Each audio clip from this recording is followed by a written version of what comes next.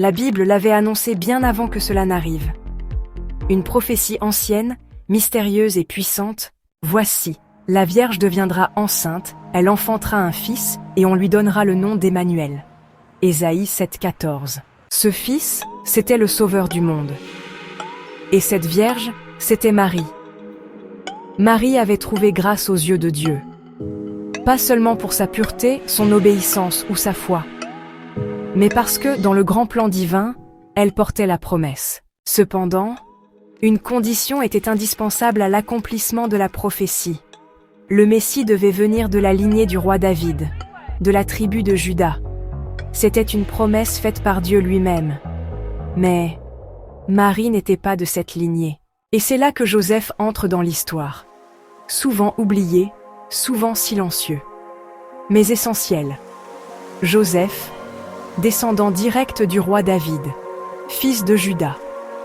C'est par lui que Jésus, aux yeux de la loi, hérite de cette lignée royale. Dieu n'a donc pas choisi Marie seule, il a choisi Joseph et Marie.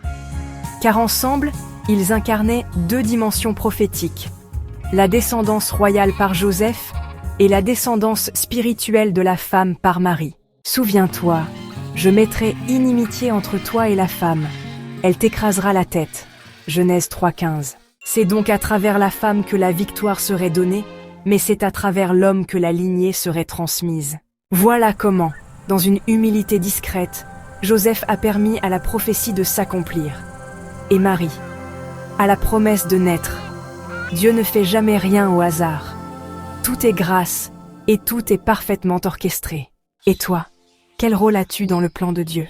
Marie comme Joseph ont été des instruments entre les mains de Dieu pour réaliser son plan conçu d'avance. Nous aussi nous sommes dans le plan de Dieu.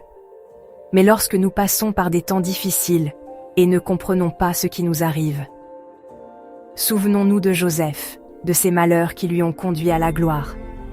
La Bible nous recommande qu'en toutes circonstances de rendre gloire à Dieu, car le Seigneur n'ignore pas ce à quoi nous traversons.